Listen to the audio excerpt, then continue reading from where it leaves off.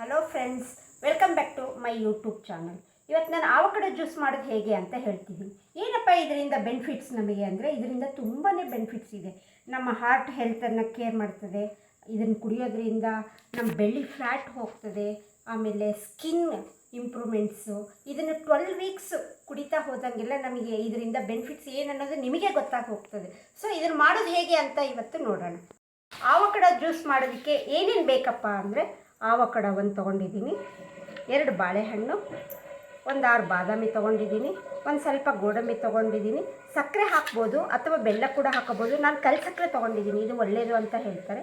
1 ಲೋಟ ಹಾಲು ತೊಗೊಂಡಿದ್ದೀನಿ. ಈಗ ನಾನು ಜ್ಯೂಸ್ ಜಾರ್ ತೊಗೊಂಡಿದ್ದೀನಿ.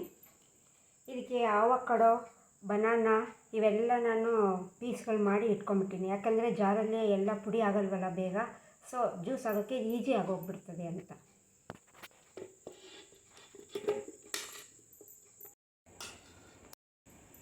ಈಗ 1 ಲೋಟ ಹಾಲು ಹಾಕಿದ್ದೀನಿ, ಇನ್ನೂ 1 ಲೋಟ ಹಾಕೋಬೋದು. ಯಾಕಂದರೆ ಫ್ರೂಟ್ಸ್ ಕಟ್ ಮಾಡಿ ಇರೋದೆಲ್ಲ ಜಾಸ್ತಿ ಆಗಿರೋದ್ರಿಂದ 2 ಲೋಟ ಜ್ಯೂಸ್ ಆಗುತ್ತೆ ಒಂದು ಆವಕಾಡೊಗೆ.